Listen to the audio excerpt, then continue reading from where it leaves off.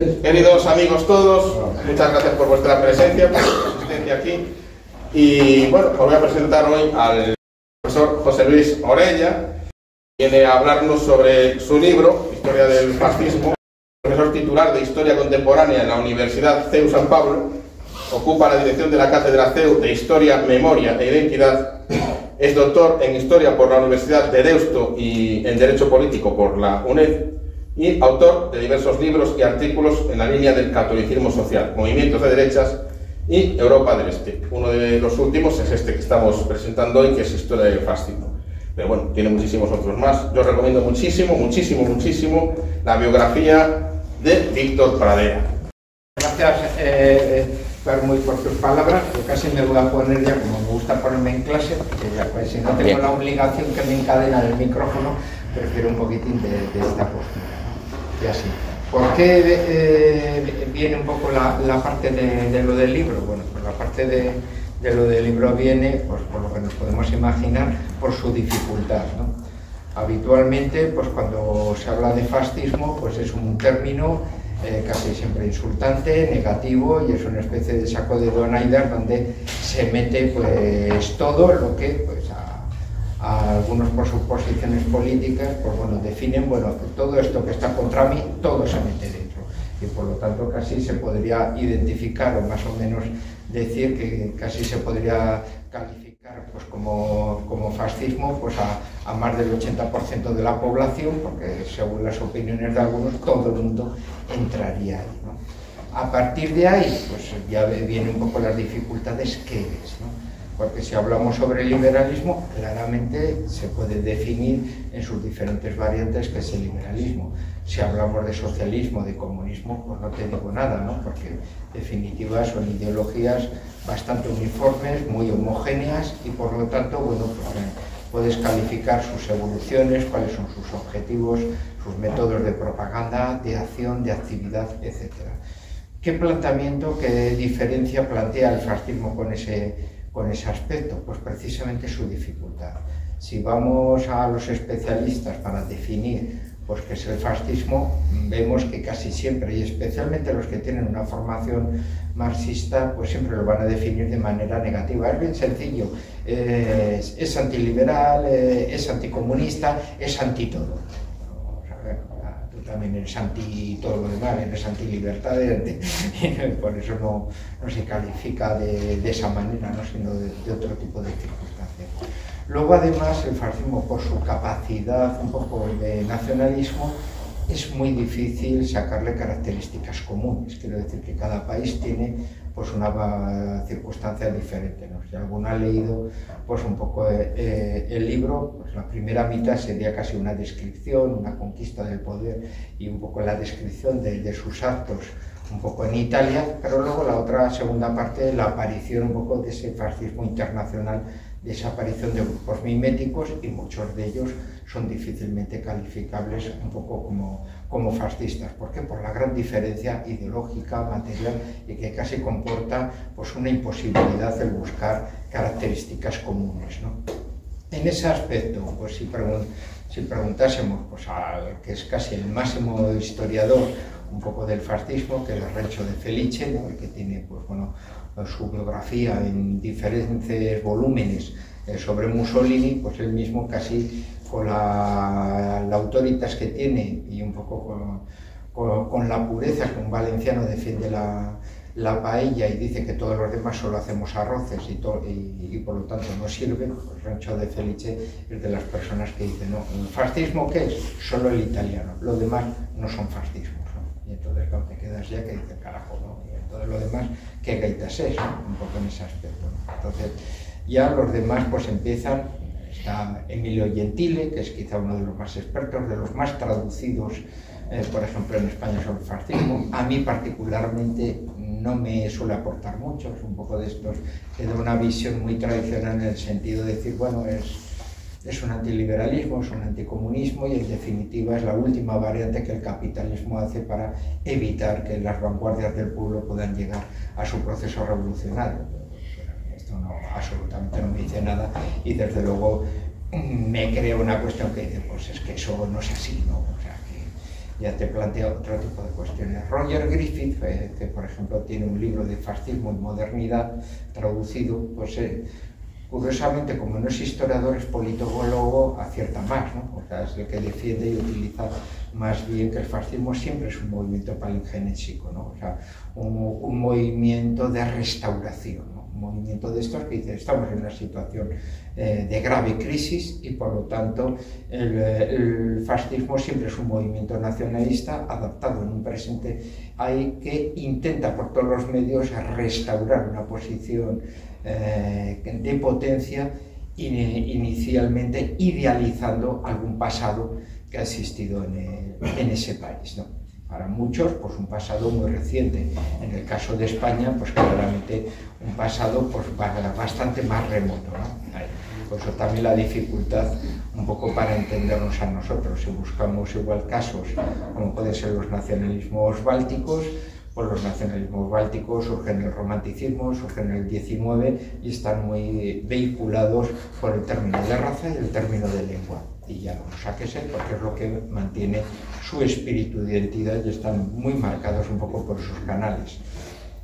Si la identidad española más o menos la podemos enmarcar casi a partir del siglo V, pues claramente se deriva con otro tipo de características, con unos sentidos de pluralidades y de todo, que es incomprensible para alguien que marca su identidad nacional en el siglo XIX. Nosotros llevamos volúmenes de nuestra historia y los bálticos, a los cuales les tengo gran cariño, todavía están terminando la introducción de su primer volumen. Entonces, claro, que me vayan a decir que es España, dice, pero es que Cataluña es una nación, ¿no?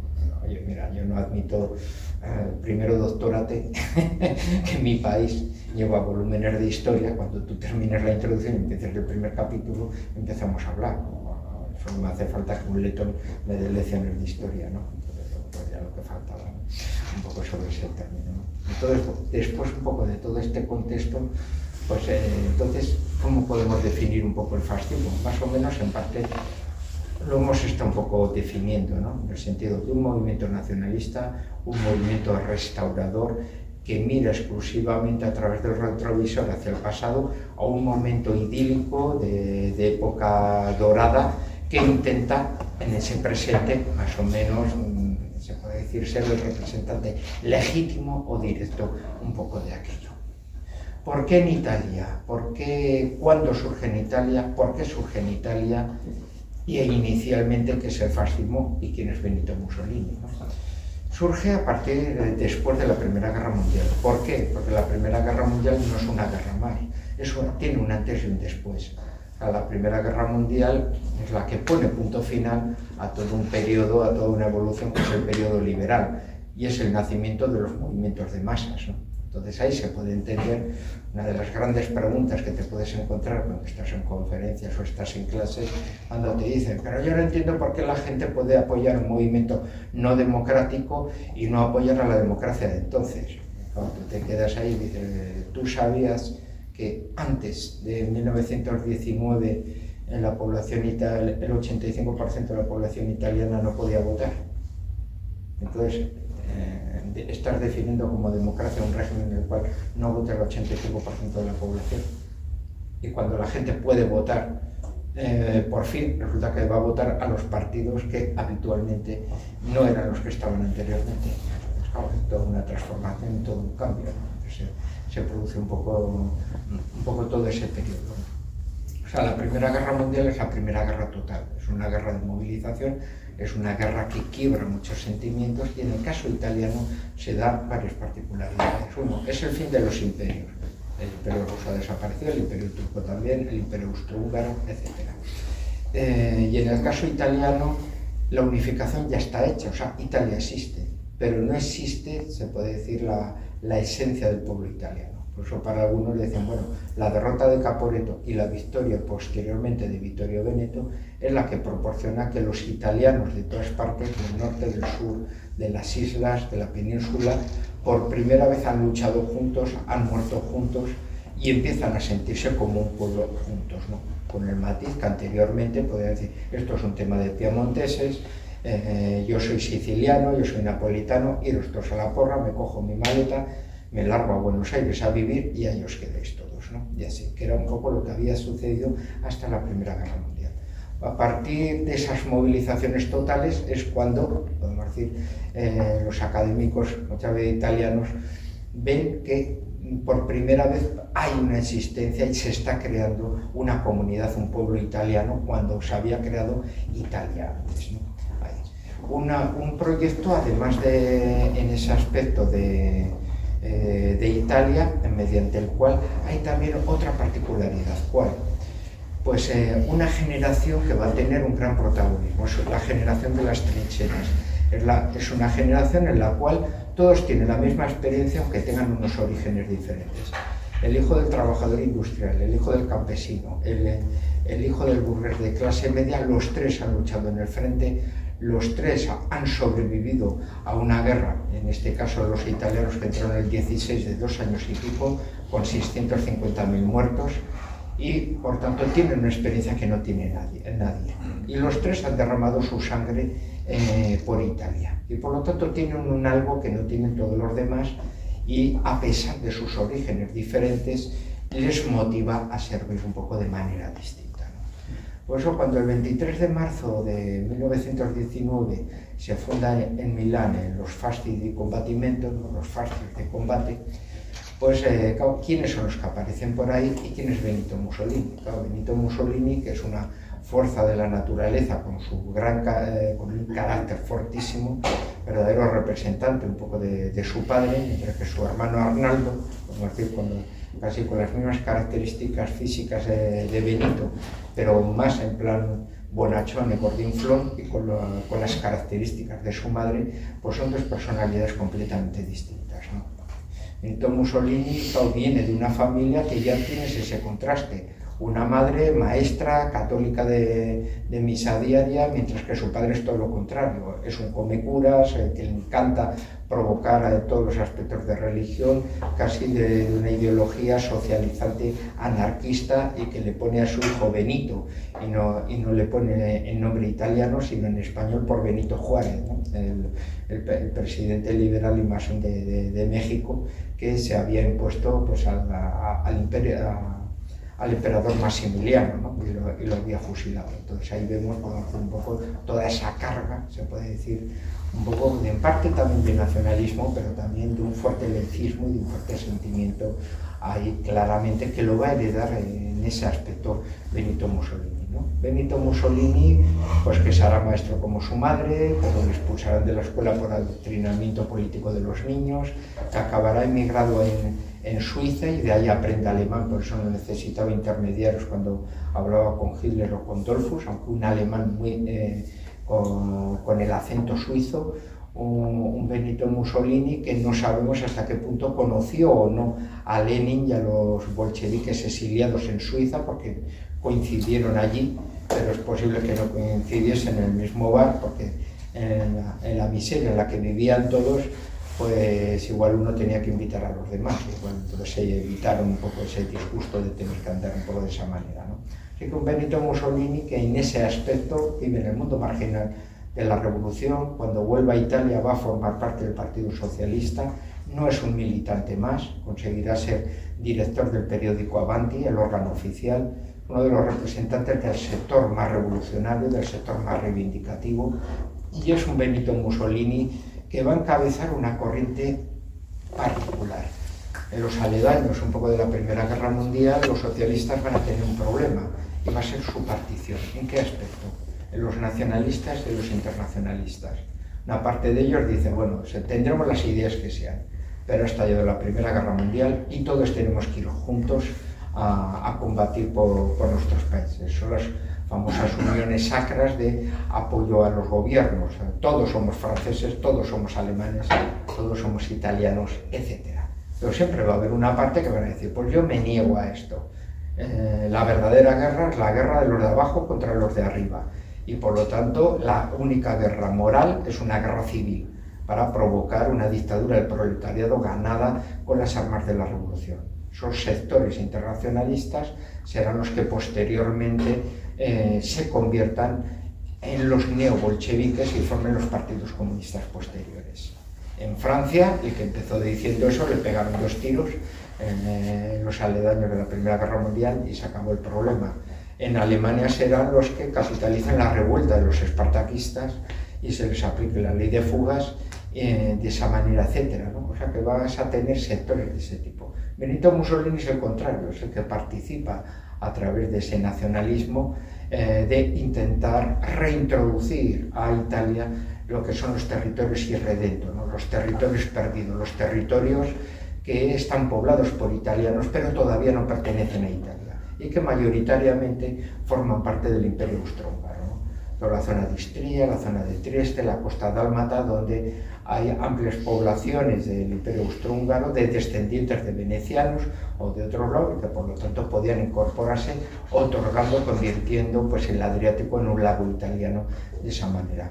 Mussolini, por tanto, es el que va a encabezar, va a liderar un poco ese segmento nacionalista, participará en el frente, será herido en el frente, con problemas que luego tendrá mayoritariamente, porque su herida ahí le proporcionará que tendrá que estar al régimen y eso pues propiciará que en el futuro, cuando él esté en el poder y dando una imagen de liderazgo viril con gran masculinidad, pues evite que le saquen fotos comiendo, porque claro, comía con pasta, bebía principalmente leche para evitar las úlceras y así que se le habían producido por su herida. Claro, una persona que está casi comiendo a régimen, cuando está potenciando una imagen esencialmente de masculinidad y virilidad, pues no le quiere que le saquen pues de esa manera, sino precisamente en otro tipo de facetas en las cuales él pueda demostrar esa fortaleza de carácter un poco y ese liderazgo, ¿no?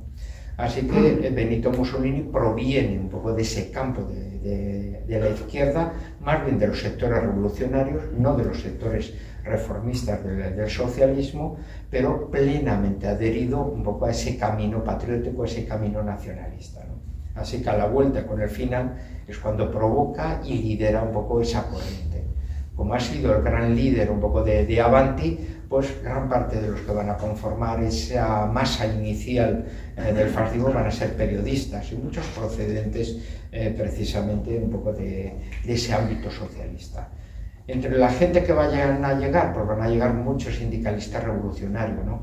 Sindicalistas revolucionarios que son discípulos y han leído y han mamado las enseñanzas de George Sorel, ¿no? Uno de los autores, padres de la sociología y más bien pues, muy aupado por los anarquistas, ¿no? En ese sentimiento de decir no se puede reformar nada, el Estado liberal tiene claramente unas estructuras, un orden y las únicas posibilidades que uno tiene para cambiar el régimen es a través de la ruptura y la revolución, y eso solo lo proporciona la violencia.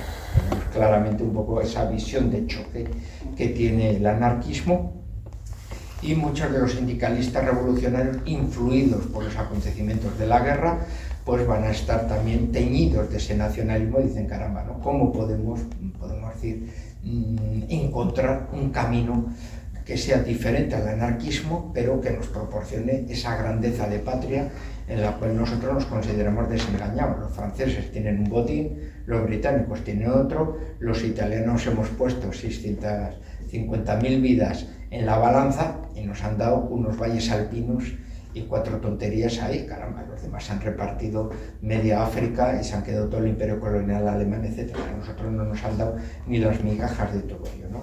Casi somos perdedores cuando estamos en el bando de los ganadores, ¿no? Así que tenemos ahí una de las corrientes, ¿no? Otros van a ser los arditi, ¿no? O sea, las tropas de élite, las tropas de asalto del ejército italiano.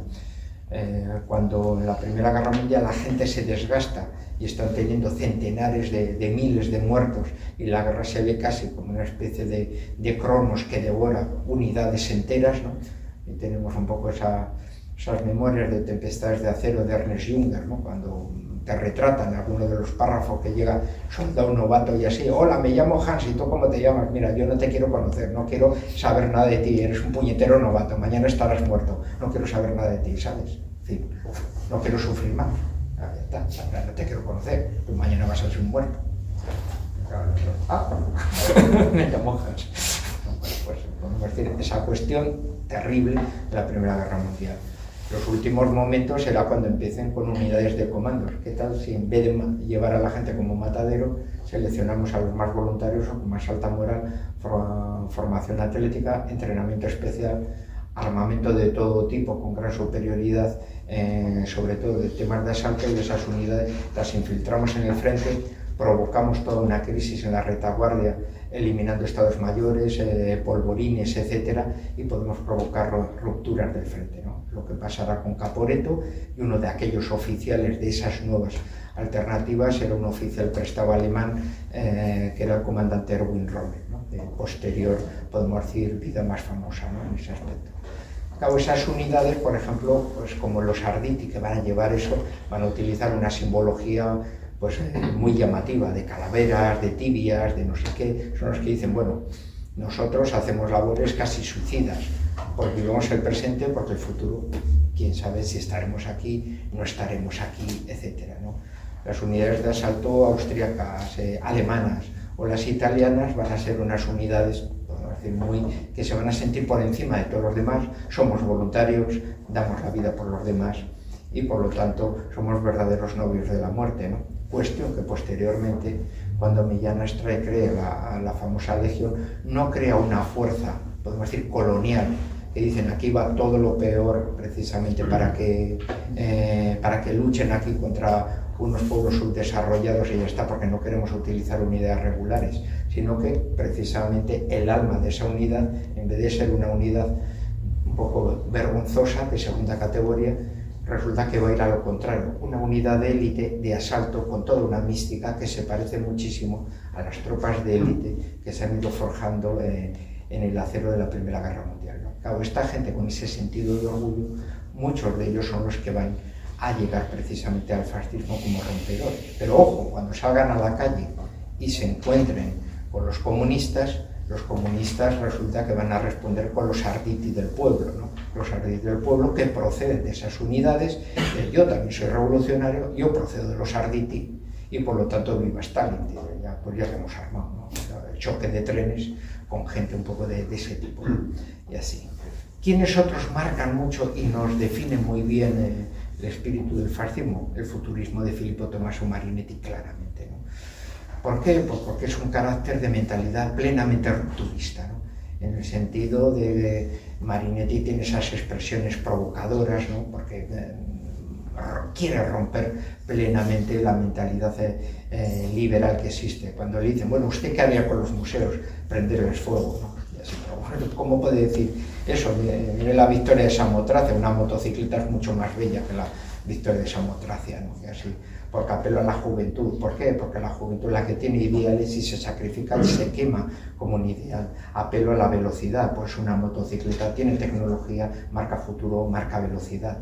Por eso las fotos de la época vemos de mucha gente que se sacan una fotografía con una motocicleta. Que a muchos igual nos puede extrañar, ¿por qué se sacó una foto con una motocicleta? Bueno, pues hay algún zamorano, no como Ramiro, que se hace una foto con una motocicleta, y hay muchos. ¿Por qué? Porque están en ese espíritu.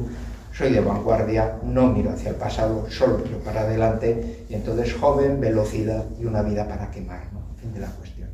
Los futuristas representan un movimiento muy plural, son escultores, son pintores, son de todo. Les gusta provocar en todo, tienen hasta gastronomía futurista. La gastronomía futurista, uno de los ejemplos era servir, por ejemplo, huevos cuadrados, ¿no? Los cocían, los metían en un molde y los huevos no son cuadrados, porque tú lo digas, ¿no? Entonces ya solo con la gastronomía ya provocaban.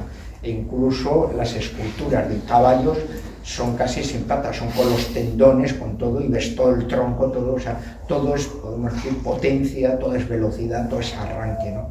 Y cuando estalle la Primera Guerra Mundial, la primera generación de futuristas, todos irán voluntarios, todos irán en las patrullas de exploración, o sea, ciclistas, y la mayoría morirán por ir de exploradores, claro, de sus unidades. Por eso luego habrá una segunda generación de futuristas y una tercera, ¿no? O sea, todos se queman por un ideal, que es morir por Italia en la Primera Guerra Mundial, ¿no? Un poco en ese aspecto. Entonces, como vemos, el futurismo pues se enmarca muy bien en ese aspecto, y por eso también Mussolini que es un ojo avizador, es un águila que se da cuenta de las cuestiones con un gran pragmatismo como buen periodista, pues rápidamente con Marinetti hace buena serie de vías, pero precisamente para adular su alma de artista. Dice, bueno, tú sigue la cultura, que yo soy tu representación en el mundo político, ¿no?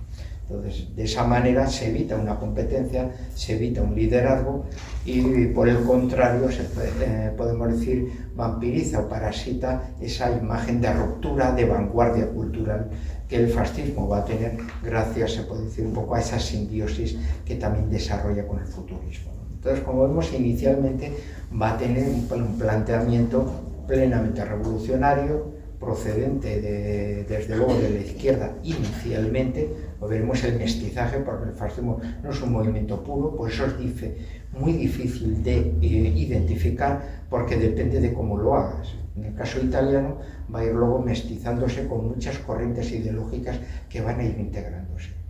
Cuando toquemos otros países, los ingredientes son distintos, por lo tanto el resultado es plenamente diferente. Y de ahí viene la cuestión de lo de la paella y los arroces. Y así, esto no es una paella, esto es un arroz, y chicos, si te gusta el arroz negro con pescado, pero esto nunca ha sido una paella, es con verdura y es con conejo. Fíjate, como vemos, depende de los ingredientes que los vayas a hacer, y por eso luego las comparativas y las cuestiones comunes son muy difíciles, ¿no? Entonces ahí te está pidiendo la nacionalización de sectores estratégicos, principalmente industrias de las armas. Te está pidiendo el voto de la mujer. Es el primer partido que te pide el voto de la mujer en Italia. Te pide una reducción de los años para que los jóvenes puedan votar.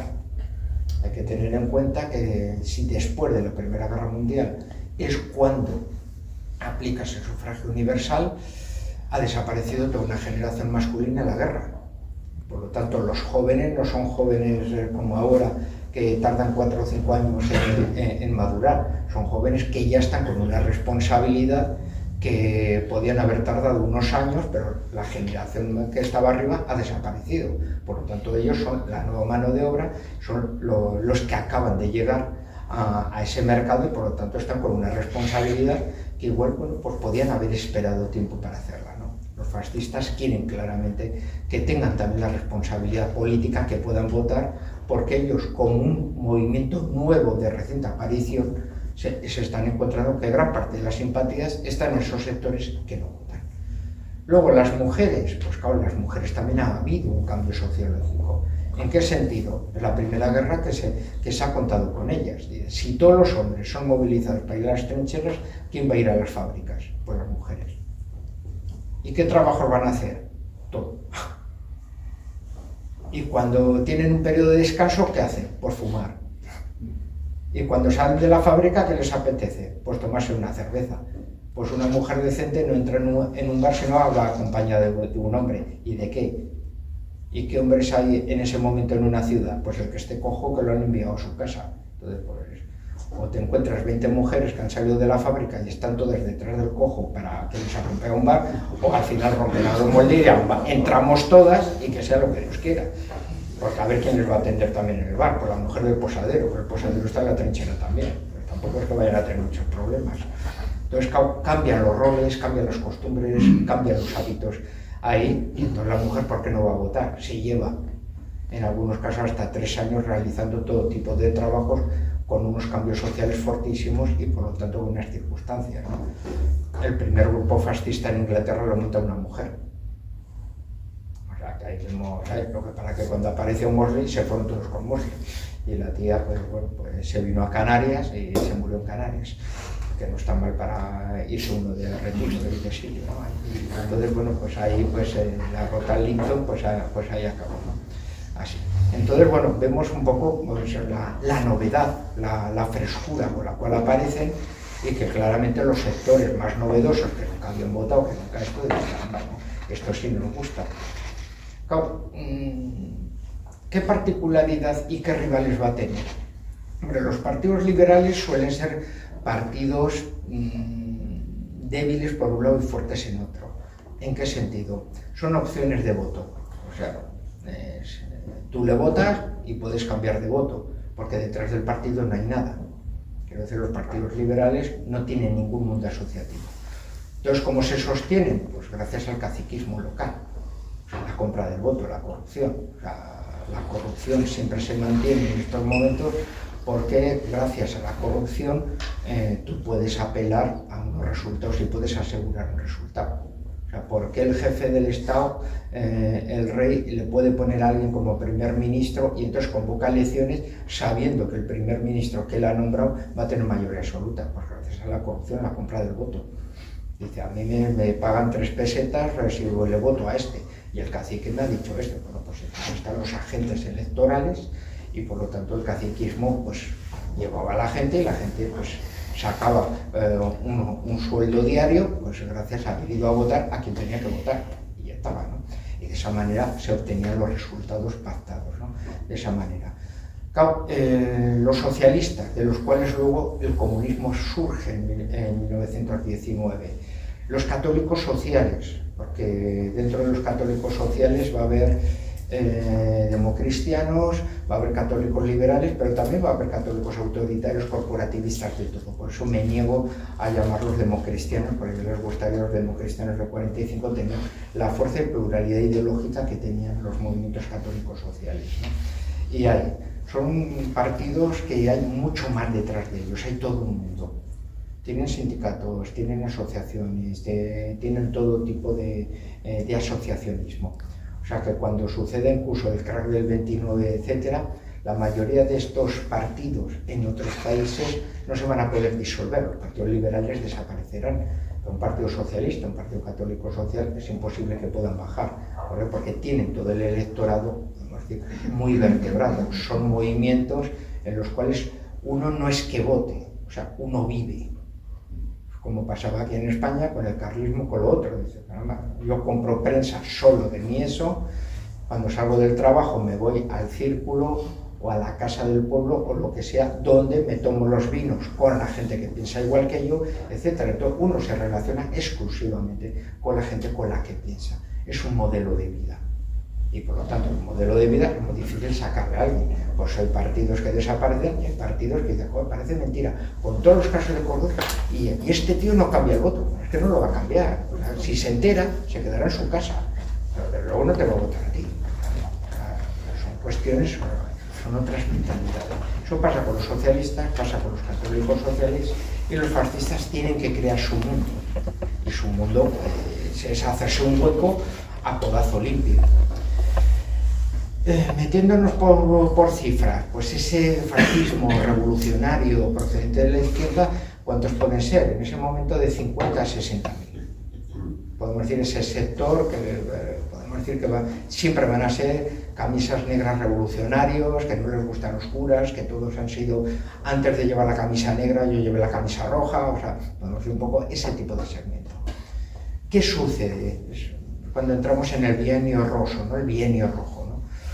La gran crisis, igual que existe en la República Popular Bávara, la experiencia de Bela-Kun en Hungría, la revuelta espartaquista, todas las revueltas de tipo neobolchevique que intentan aprovecharse de la gran crisis política, en Italia son las grandes ocupaciones, e incluso matanzas de oficiales del ejército que salen del cuartel y los linchan, etcétera, ocupaciones de fincas, de fábricas, apedreamientos de comercios, etcétera. Se forman guardias blancas que no son políticas, son sencillamente gente que vuelve del frente y dice, oye, ¿por qué le han apedreado la tienda a mi padre? Leche, pues aquí hay que defenderlo, vamos a juntarnos todos, hacemos patrullas, como cuando hay pues violaciones, etcétera, que salen todos los vecinos y dicen, bueno, aquí no hay política ni hay nada, lo que queremos es un barrio seguro y vamos a patrullar, porque si no vienen los carabineros, el orden lo pondremos nosotros. Entonces se van formando de forma autónoma un montón de unidades. Y estos que se forman de esa manera, ¿qué es lo que ven? Que cuando en ese momento los socialistas salen de los comunistas, Mussolini ha vuelto otra vez con su genio. Dice, pues si como revolucionarios sacamos nada, vamos a cambiar el tercio, vamos a enfrentarnos a nuestros antiguos camaradas los socialistas. Y entonces por patriotismo nos enfrentamos a ellos. Cuando empiezan los escuadristas fascistas a entrar en combate con los socialistas, todas estas asociaciones de autodefensa, estos tíos son geniales, por lo menos son aliados, llegan antes que los carabineros, vamos a meternos con ellos. ¿Cuántos se meten? 200.000. Tienes de 50 a 60.000 revolucionarios procedentes de la izquierda y tienes cerca de 200.000 que proceden del ámbito campesino, del ámbito de trabajadores especializados o esencialmente de los autónomos. Que dicen, mira, a mí que me importa 3 pinos, yo tengo una tienda y a mí nadie me toca la tienda. Y yo cuando llamo a los carabineros, aquí no se ha presentado nadie. Cuando he llamado a este señor que se llama Benito, han aparecido unos tíos con camisas negras, con decoraciones de la guerra, y les han partido la cara a todos estos. Se acabó el problema. Y entonces ya son las cuestiones también del aceite de ricino y de todo eso a nivel de propaganda. O sea, ocupación del pueblo contrario, este es el alcalde que siempre nos ha estado tocando las narices y no sé qué, pues le quitamos el cinturón del pantalón, le damos buena ración de ricino, se hace todas sus necesidades encima, paseo por todo el pueblo, ala, ya te puedes ir a tu casa.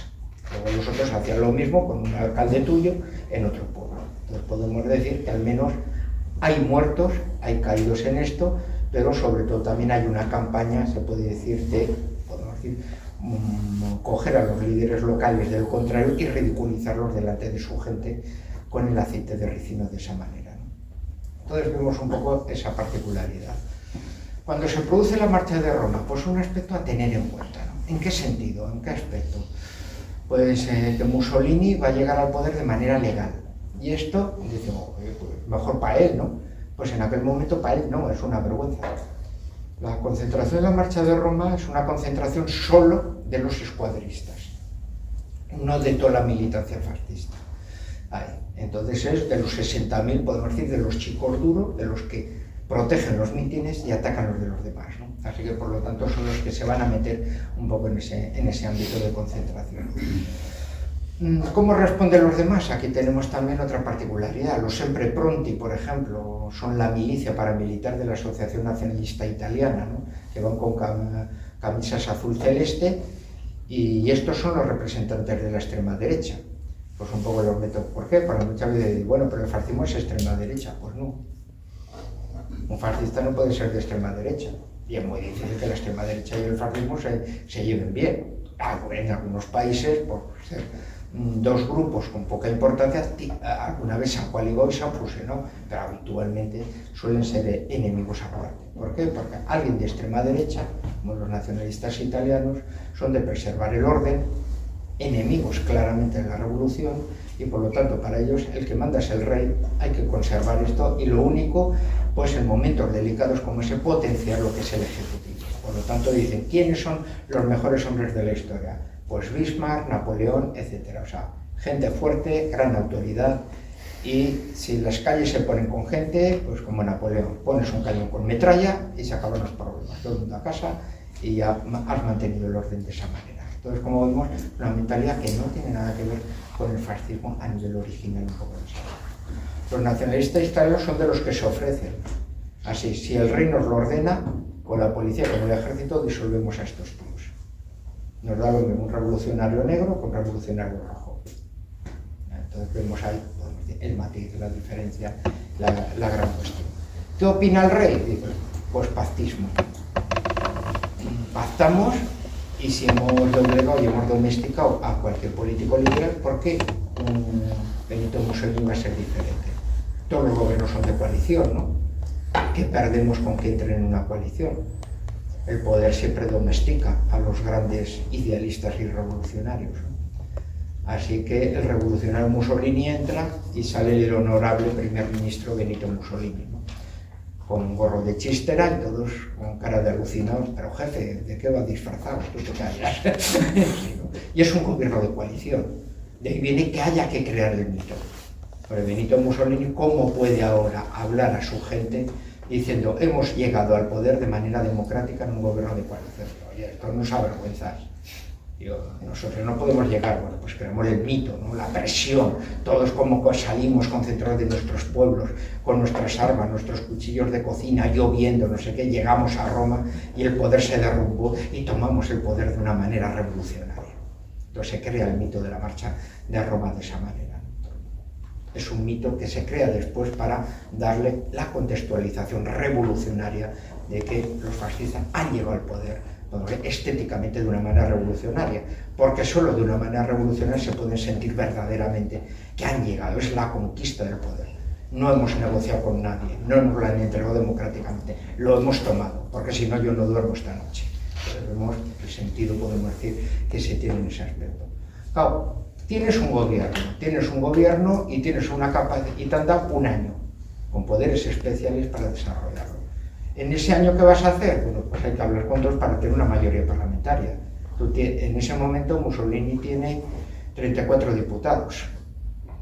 Los socialistas tienen más de 120, los liberales tienen como 200 y pico, los católicos sociales tienen como 108, 109, etc. O sea, los nacionalistas italianos tienen 12 o 14. El rey les ordena que se integren en el fascismo. Ahora es cuando se puede decir que la extrema derecha se integra en el fascismo italiano. Y entonces ahí es donde tienes un sector de monárquicos, podemos decir que van a ser la quinta columna del rey. ¿Quién manda es el rey? No dice que seamos fascistas, estamos con él. Cuando Mussolini caiga, la mayoría de estos son de los que votan a favor de la destitución de Mussolini. Entonces, tenemos una corriente interna ahí. ¿Quiénes más? Pues de todos se van a sumar, ¿no? Por ejemplo, del Partido Popular Italiano, el Partido Católico Social, de ese centenar, unos 25 se integran, les van a llamar de todos. Sois los clérigo-fascistas, pues, lo que sea, pues son 25 diputados que se integran en el fascismo, serán los que proporcionen todo el tema del corporativismo, son los que se van a meter, por ejemplo, con todo el tema del Tratado de Letrán y la pacificación, por lo tanto, con el Papa y el nacimiento del Estado Vaticano y el reconocimiento por parte de la Iglesia del Papa de que Roma es la capital de la nación italiana, y se rompe uno de los temas tabúes que nadie podía marcar un poco en ese aspecto. Del mismo modo que se integra una parte del catolicismo, se integra una parte de los liberales, etcétera, ¿no? Con horror de muchos, ¿no? Uno de los casos, por ejemplo, es el político Orlando. Me encanta porque es de Palermo, y Orlando, para conseguir votos, decía: recordar todo si bien que yo soy un miembro de la honorable sociedad, o sea, de la mafia. Y lo decía en los discursos de manera pública, diciendo: entonces todos saben lo que tenéis que votar, y los caciques saben cómo tienen que orientar el voto. O sea, la mafia es la representación de ese mundo cacique. Lo para que allí tiene un nombre, en otros países no lo tenía. Y así. Luego Mussolini claramente será el único político que eliminará la mafia, que luego la mafia volverá posteriormente. Y quien va a eliminar la mafia no es un policía fascista, es un policía antifascista. El único que consiguió que en Florencia los escuadristas no gobernasen. En mi ciudad, que mantiene el orden, soy yo. Y todos estos camisas negras me importan 3 pimientos. Y Mussolini lo traerá y dirá: usted es el que impidió que nosotros pudiésemos entrar a la ciudad. ¿Y me va a mandar a Eritrea? No, le voy a mandar a Sicilia, que es peor, pero con poderes especiales. Usted haga lo que tenga que hacer para aniquilarlos, ¿vale? Entonces, muy bien. ¿Lo va a hacer? Sí, a su manera. Han secuestrado a un niño y le piden a su padre no sé qué, esto. Se sabe quién es, no tenemos pruebas de nadie. Seguramente es Don Rocco, no sé qué, vale. Que traigan a toda la familia de Don Rocco. O sueltas al niño o tu familia se va a quedar aquí podrida para toda la vida. Así que tú verás lo que haces. Les aplicaban las mismas cosas que ellos hacían. Así que por lo tanto dicen: larguémonos de aquí porque con este tío no se puede. Se saltan todas las leyes, se saltan todas las cosas. Tiene poderes especiales. Entonces puede hacer lo que le dé la gana con nosotros. Con esa manera no puede. Tiene todos los recursos para aplastarnos. Cuando nos vamos ya volveremos.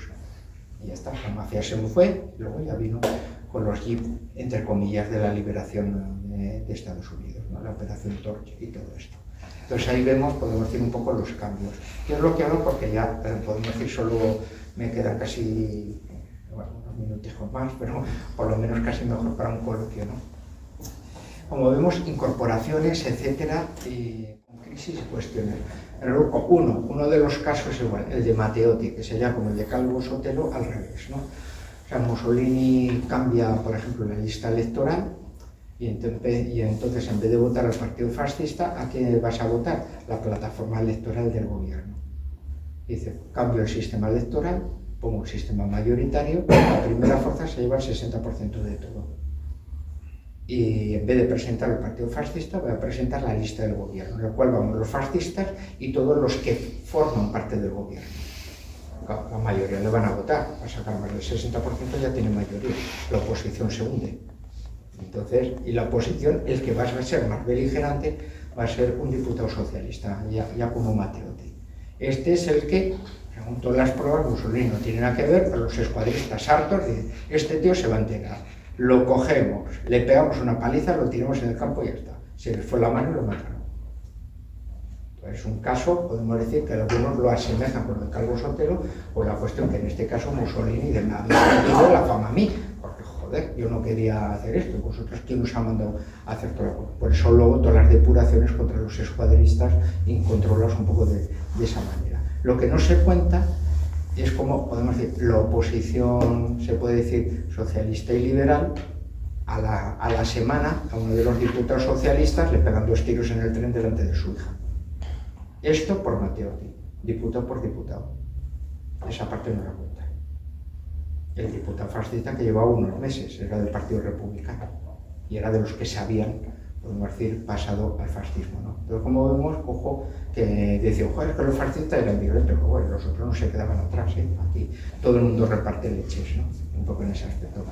Y, ya, y por ir, porque nos pueden salir temas más en el coloquio o para hacernos solo 2 cosas. Una, cuando ya están en el poder, ¿por qué el fascismo va a tener como una aureola muy positiva entre la población?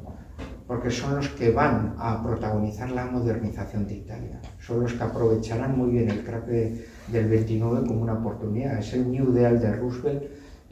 Lo va a copiar de las medidas. Es el intervencionismo del Estado. Es si la iniciativa privada no puede, pues el Estado es el que tiene que emplear a la gente precisamente para evitar por todos los medios que el desempleo se convierta en un segmento de tipo revolucionario. Por lo tanto, son las infraestructuras, son las comunicaciones, son la eliminación de humedales y por lo tanto esa tierra entrega a nivel de reforma a los campesinos, la creación de nuevas ciudades, es todo el proceso de educación pública, es la primera vez que el deporte entra como asignatura, esto de la introducción, o sea, el deporte, ¿y el deporte qué era?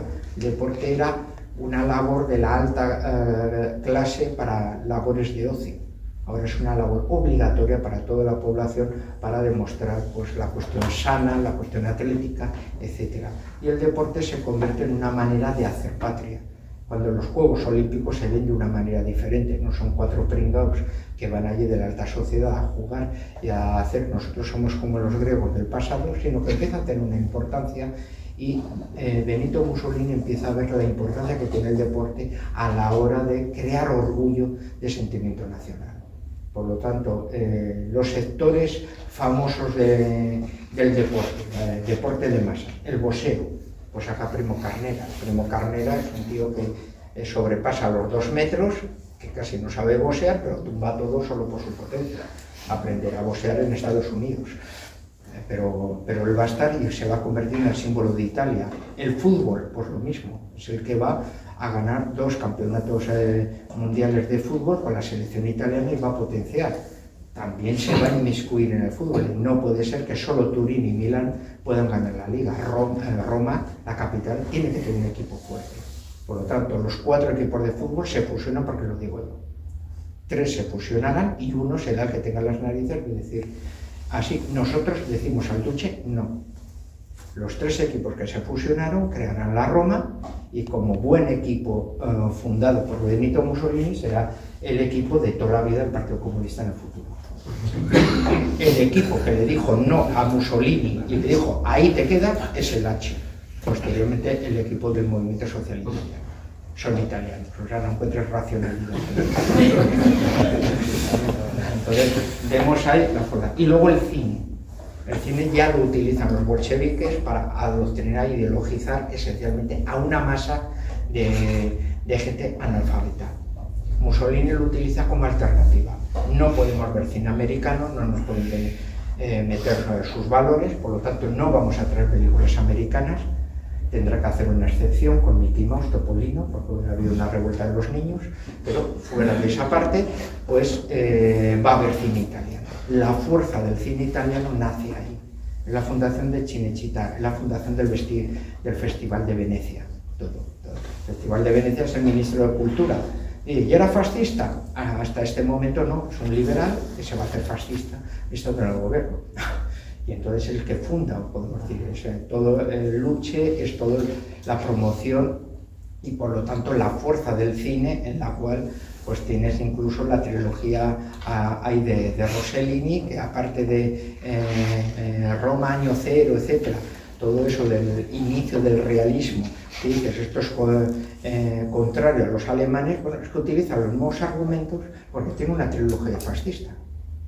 Es el piloto retorna, la nave blanca y el hombre de la cruz. Tiene una trilogía fascista y luego ya con la caída de Mussolini hace casi con los mismos esto, la otra parte que claramente es la más conocida. Entonces, gran parte del mundo del cine, de actrices, de directores, si te metes y puedes hacer la prueba en Wikipedia de esa manera, dices, hombre, nació en Italia, y de claro, para la Segunda Guerra Mundial este tío debía tener, o esta mujer, 30 años o 25 años, y luego en el año 47, como que en el año 47, ¿y qué pasó en los 20 años anteriores? Eso no sabe.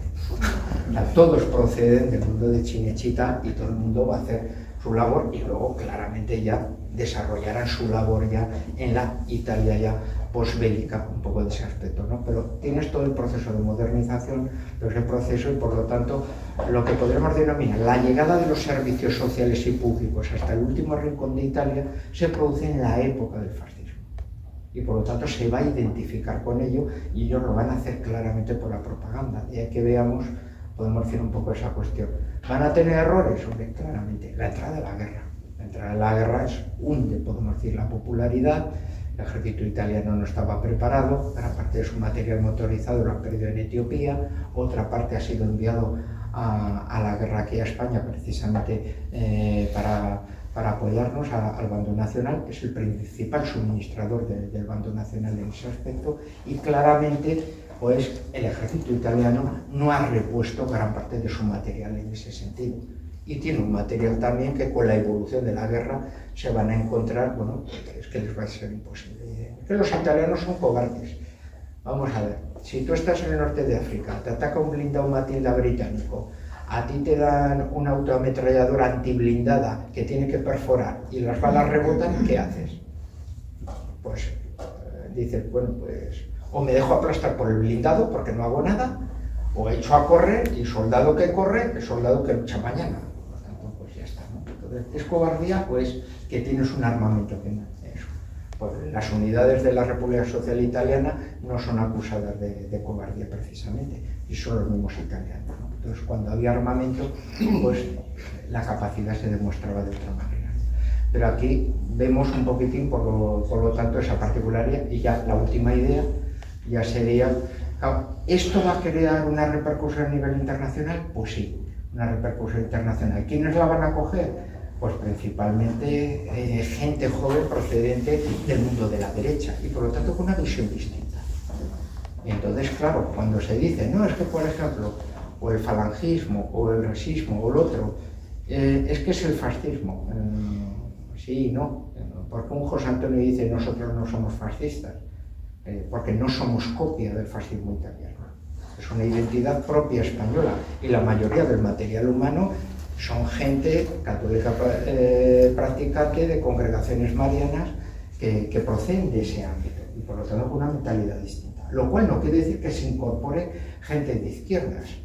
Dos secretarios generales de los incipientes partidos comunistas se integran en Falange, y algunos anarquistas famosos también lo van a hacer. O sea, vamos a decir, otra cuestión es que la masa lo tira habitualmente de ahí, pero claro, la mentalidad es distinta. El fascista italiano inicialmente tiene una vocación totalitaria como antiguo socialista, y por lo tanto luego tiene que mermar, porque el régimen en la práctica nunca fue totalitario, sí fue autoritario. Por encima de Mussolini siempre estuvo el rey, el ejército nunca estuvo controlado, y la milicia pues fue una milicia auxiliar, pero no conformaron unas fuerzas armadas ideológicas propiamente, o sea, no fueron las Waffen-SS. Entonces podemos decir que el régimen fascista no tuvo campos de concentración, no se transformó en un régimen totalitario, aunque a nivel de discurso tenía vocación de serlo, ¿no? Pero, por ejemplo, el falangismo no tiene esa vocación totalitaria, pero ya en su esencia, podemos decir, por la cuestión del material humano que tenía, ¿no? Si nos vamos a los belgas, todos son, podemos decir, del ámbito derechista. Si nos vamos al mundo holandés, parecido. Los bálticos son otra cosa distinta. Los bálticos son nacionalistas. Los letones son los más italianos. ¿Y por qué? Odiamos el comunismo y no nos gustan los alemanes. Lo único que nos queda es viva Italia. ¿Sabéis cómo son los italianos? No tenemos ni idea, pero ni son rusos ni son alemanes, ¿no? Pero como vemos, pues son western. Y luego ya el mundo de Hungría y Rumanía sería otra cosa. Ahí sí el fascismo adquiere una masa social importante, pero ¿por qué? Porque no tiene nada que ver con la extrema derecha, combate a la extrema derecha. Es donde ves ahí el mate. Mientras en la Europa occidental puedes ver convergencias, porque igual los movimientos fascistas no pasan del 5% y absorben partidos de extrema derecha para tener masa social. En el ámbito balcánico, como los partidos de izquierda no tienen futuro y no tienen nada que hacer, el fascismo adquiere el papel, podemos decir, reivindicador de justicia social que hubiese podido tener igual un partido de izquierdas a nivel de discurso. ¿Quiénes son los que defienden la entrega de las tierras a los campesinos sin tierra, etcétera? Los fascistas, la Guardia de Hierro en Rumanía, o son los cruces flechadas en Hungría. Son a los que votan los trabajadores industriales de la capital o el mundo campesino desheredado. Luchan y se introducen en los huecos donde no hay caciquismo y por lo tanto ellos pueden crear un poco sus masas. En definitiva, son movimientos muy nacionalistas y movimientos muy reivindicativos que ejercen, podemos decir, un fascismo que algunos lo han denominado como de izquierdas, y chocan, por lo tanto, con el gobierno conservador de Horthy, el de Antonescu en Rumanía, etc.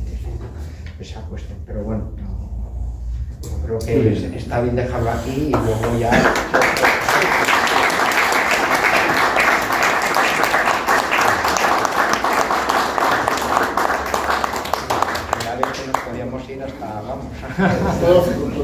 Sí. Romper. Mira, el tema este del movimiento social italiano. Como acaba de decir, había varias corrientes. Bueno, se formaron varias corrientes durante la evolución del fascismo. Y sobre todo con el ventennio, porque dentro de todo. Entre los burócratas del régimen había absolutamente de todo, ¿no? Sí. Menos comunistas, creo. Comunistas había de todo. Bueno, Bombachi.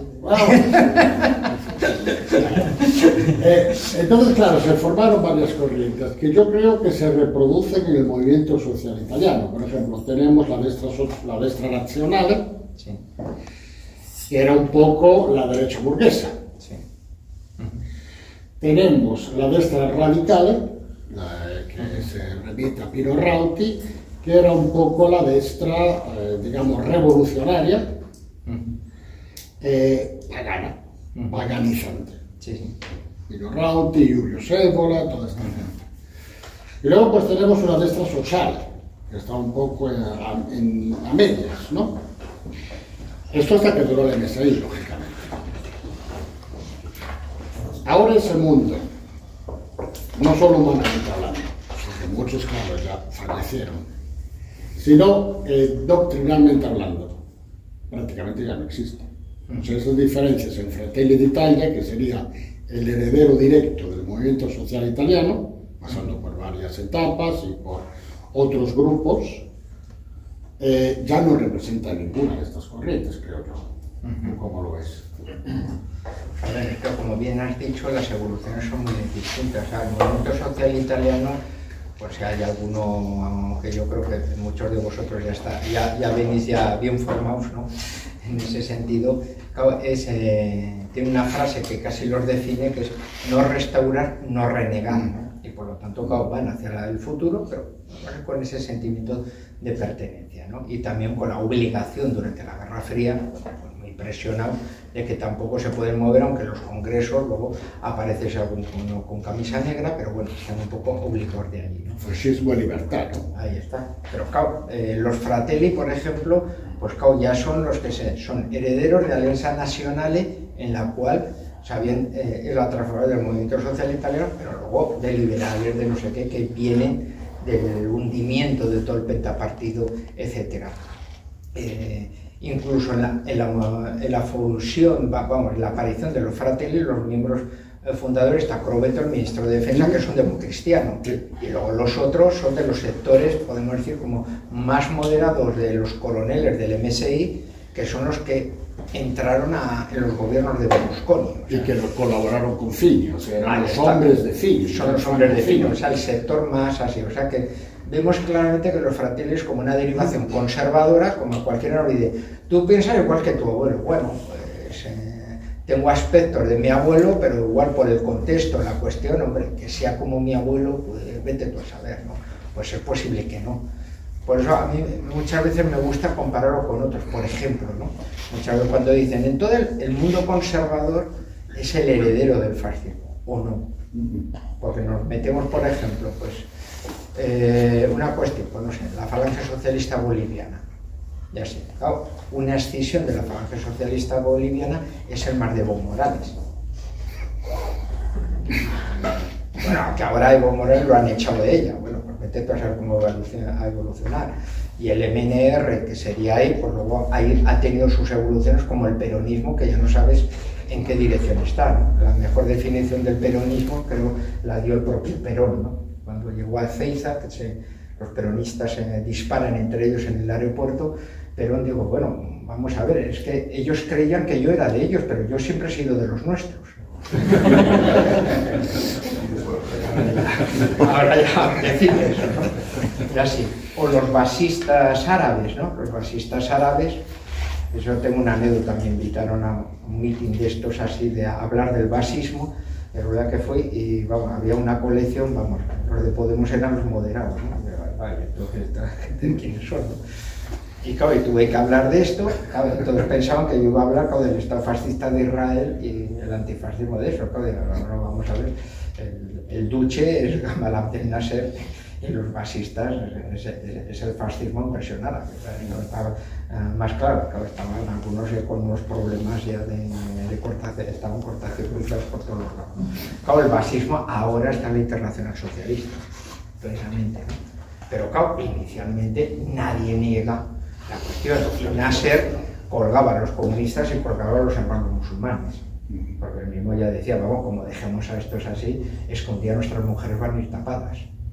Eso lo dijo en los años 60. O sea, que vemos un poco las evoluciones. Quiero decir que la fotografía fija es esta, pero luego allí donde sobrevivió, pues luego pueden evolucionar hacia la izquierda, hacia la derecha, y por lo tanto tampoco puedes hablar de eso, ¿no? Si hablar del integralismo, pues vete a saber, ¿no? Un militante integralista ahí luego se llamó el del Cámara, ¿no? Uno de los padres de la teología de la liberación, fue militante integralista, o sea, su pasado era claramente fascista, ¿no? Y así, o una vez que tuve que hacer una entrevista aquí a un embajador boliviano que era de la época anterior, de Siles Suazo, o sea, la rama izquierdista del MNR, así, pues este me dijo, no, yo siempre he sido de izquierdas y así, he combatido todo eso, pero ¿usted dónde aprendió a ser de izquierda? Caramba, de becado del Instituto de Cultura Hispánica, aquí con el SEU. Me quedaba con el SEU. Que cabrón, o sea, yo soy de izquierda gracias a José Antonio, déjelo, esto me acaba faltando. O sea, no había leído de marxismo absolutamente nada, vamos, o sea, él solo había leído temas de Falange, había estado viviendo aquí, no sé qué, era militante del MNR, y cuando volvió a Bolivia, pues vamos a estallar todo. Y ya está, y entonces se fue por su camino, y toda la izquierda proviene de los cuadros caídos, que eso sí, luego los han llevado a Cuba, no sé qué, y eso ya son de otro modo, ¿no? Pero este es el que podemos decir te vio. Entonces vemos las desviaciones un poco de todo tipo, ¿no? Un poco de todos esos procesos. Sí. Yo siempre he entendido los tres grandes líderes, aparte de Mussolini, fascistas, León de Grel en Bélgica, José Antonio en España, Yukio Mishima en Japón. ¿Qué tienen en común? ¿Solamente el nacionalismo patriótico o hay algo más por lo que se les pueda o se les considera fascistas también?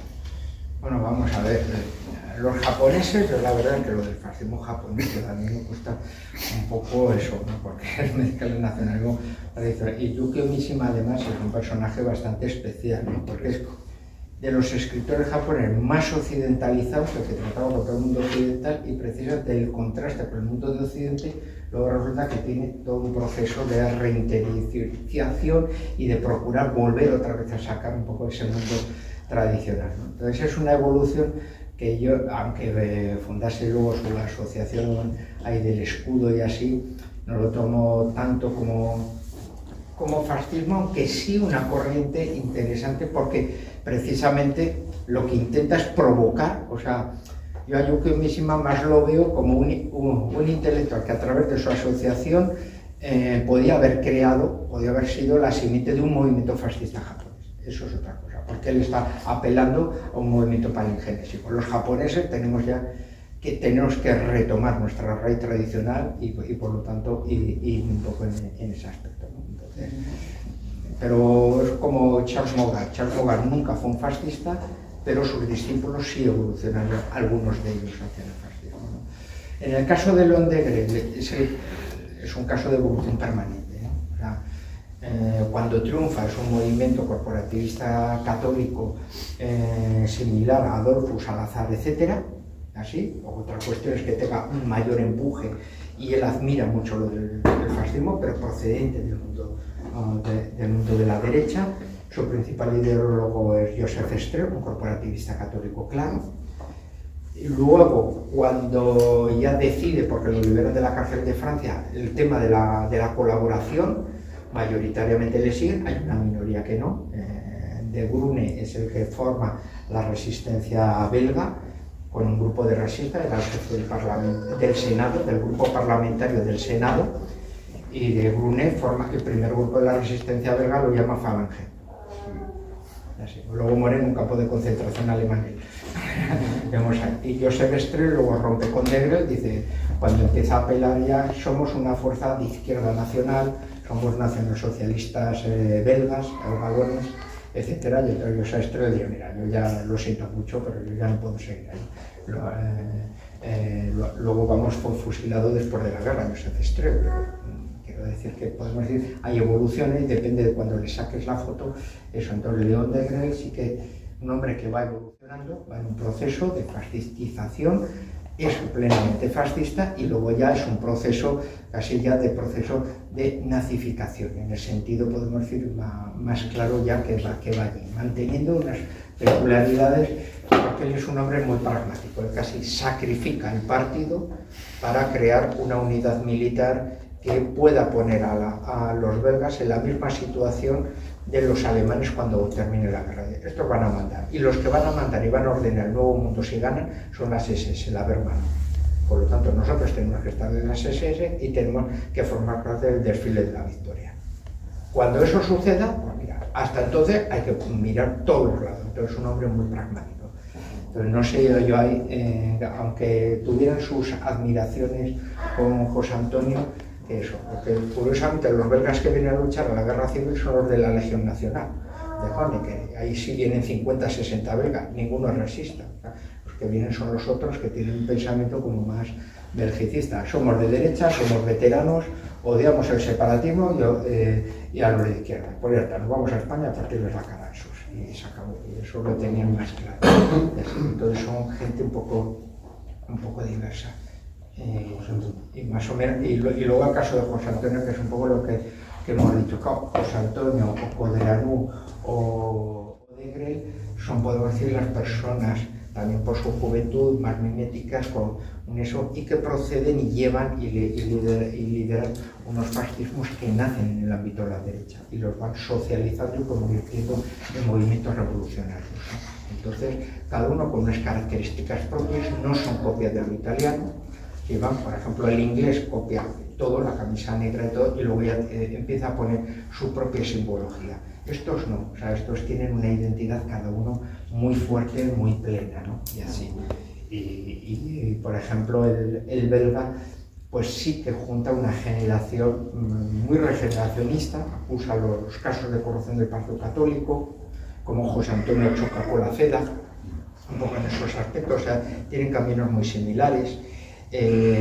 Todo el tema también de una generación muy bien preparada en algunos aspectos, o sea, cuando todavía está en ese proceso de fascistización de corporativismo católico, es donde las simpatías de Hergé con Tintín, ahí es donde encaja, claro, porque es el dibujante de los Scouts católicos, y entonces ahí es donde entra. Entonces, según saques la foto, pues tienes un montón de gente, o eso, o el biógrafo de Rubens, ¿no? O Paul Dalle, claro, que es diputado nacional, que luego acabó en Argentina con Perón, ¿no? Entonces, bueno, pues tienes un montón de belgas, pero que están, podemos decir, a medio camino, y entonces, claro, dices, caramba, pues, es que el que he dicho antes, Joseph Strel, ¿no? Es que Joseph Strel piensa como un hombre redondo, o sea, son un poco de ese aspecto. O el Xavier de Bruni, que era un aristócrata de estos que tenía palacio, de caramba, este es el Marqués de la Isela, ¿no? De muchos comparatismos que también, pues claro, te está planeando la similitud en muchos aspectos un poco de ese mundo campesino, de ese mundo también obrero y de ese mundo incluso aristocrático que se sienten herederos de una gran tradición de sus familias. Yo no puedo defraudar a mis antiguos, ¿no? Y entonces formo parte de este tío que haces, si tienes más títulos que ni sé ya, pero yo quiero demostrar que yo también estoy aquí, ¿no? Entonces hay sus similitudes, pero luego las identidades de cada uno les marcan las diferencias, ¿no? Y Yukio Mishima lo pondré un poquitín por eso como aparte, ¿no? Como más en el campo intelectual de abonar la posibilidad. Como líder político, no sé, en mi interpretación no le veo tanto, ¿no? Pero podemos decir su muerte sí que intenta provocar, ¿no? Dice, bueno, me hago ese seppuku y ahora ¡buah!, estalla la sociedad japonesa. ¿Qué puede ser, por ejemplo, el tema de la religión? De esos tres movimientos, Codreano, José Antonio y Rexismo, lo que también los diferencia, ¿no? Sí. O sea, la fuerte militancia católica. Sí. ¿No? Sí. Lo que Ortodoxa. ortodoxa. Bueno, perdón, sí, claro, sí. Codreano era Sí, sí. ortodoxo, claro. No, pero la influencia sí. Y, ¿por qué no? Giovanni Cantoni, que conoces personalmente, él había acuñado un término para mí muy importante, muy, digamos, aclaratorio. Tradicionalismo fascista, o fascismo tradicionalista. Que son unas... Aunque siempre usando el término fascismo con muchos distintos, ¿no? Sí, es que la frontera es muy difusa, porque, claro, por ejemplo, cuando te hablan de Dollfuss, dicen, claro, es que Dollfuss es el fascismo católico. ¿Hasta qué punto Dollfuss es fascista? Es corporativista. Y es cierto que con la ayuda italiana cada vez la influencia es mayor. Pero claro, por ejemplo, en el caso alemán, ¿no? Decimos, pero entonces Mussolini ayudó a los nazis, ¿no? Pero los nazis no eran los que tenían la ayuda italiana.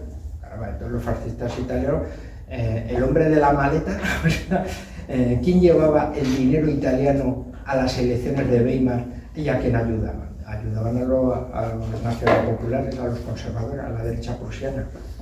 Esos eran los amigos de Benito Mussolini. O sea, el Stasi, los cascos de acero, los monárquicos, o sea, los que estaban. Nosotros estamos con el imperio, ¿no? Juncker, ¿no? Sí, con todos los Juncker, o sea, y los que salían con la bandera negra, blanca y roja. Esos son los amigos de Benito Mussolini. Pues eso es derecha dura hasta decir basta, pues sí.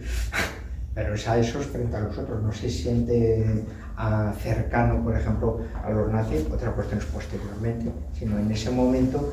Por ejemplo, sí entra un poco en ese aspecto. O Salazar, o Lao Preto, nadie niega por su nacionalsindicalismo, por decir, la equivalencia de un fascismo luso, pero claro, Salazar es imposible, Salazar no lo es, ¿no?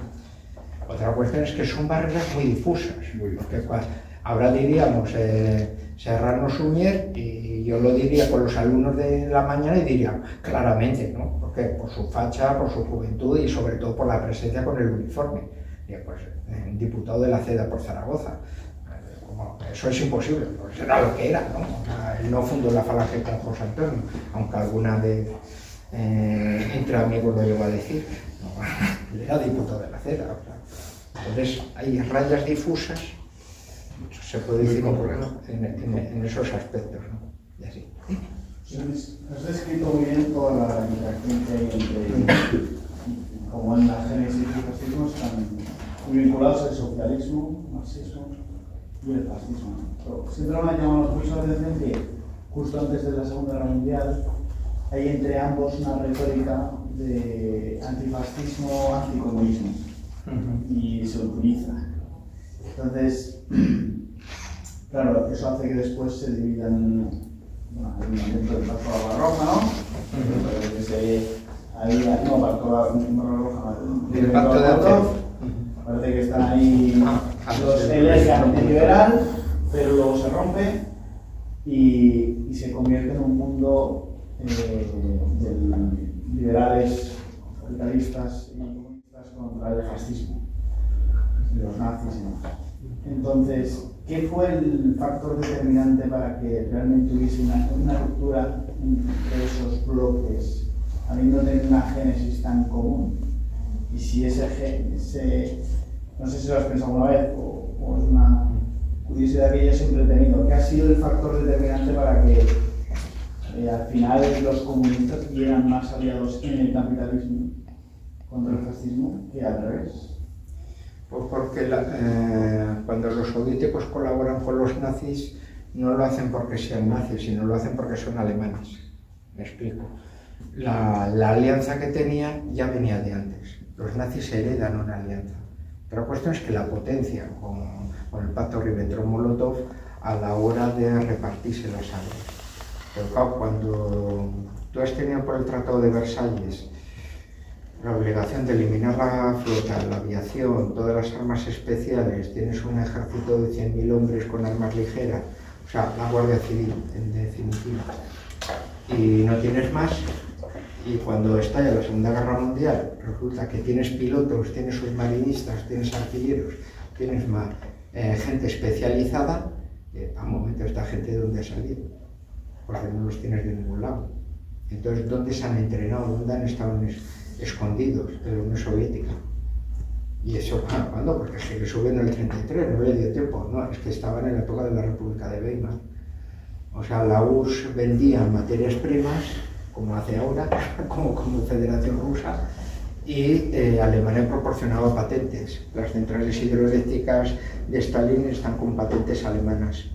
Y así, pero Alemania pide favores, dice, mira, yo te doy las patentes que sea para el proceso de industrialización de la Unión Soviética, pero van a ir turistas alemanes a la Unión Soviética y van a hacer pruebas de blindados, de submarinismo, de aviación, etc. Se van a entrenar en la Unión Soviética.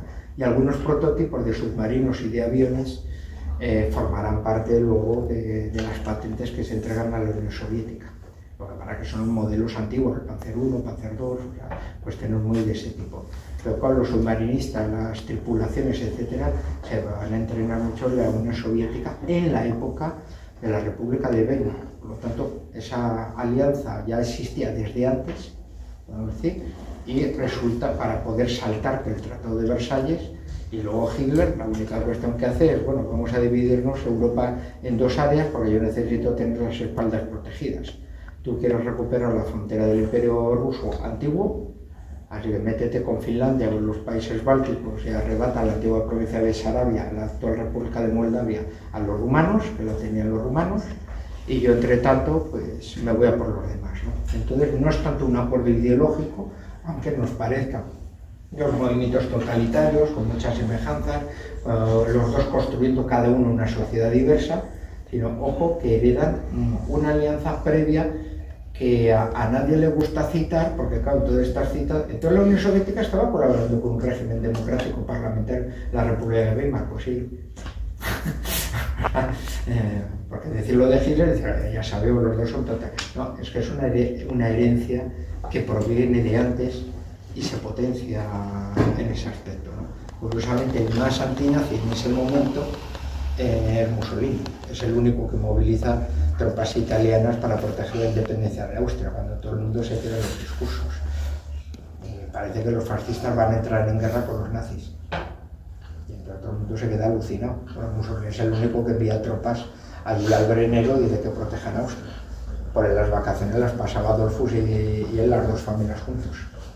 Cuando matan a Adolfus en el intento de golpe de Estado y Austria se descabalga y la guerra de Etiopía deja sancionado a Italia sin aliados internacionales, pues Alemania solo tiene que acercarse. ¿Y dónde coinciden? En nuestra guerra, en el mismo bando, proporcionando armamento. O sea, van forjando lo que será el pacto de acero en el futuro.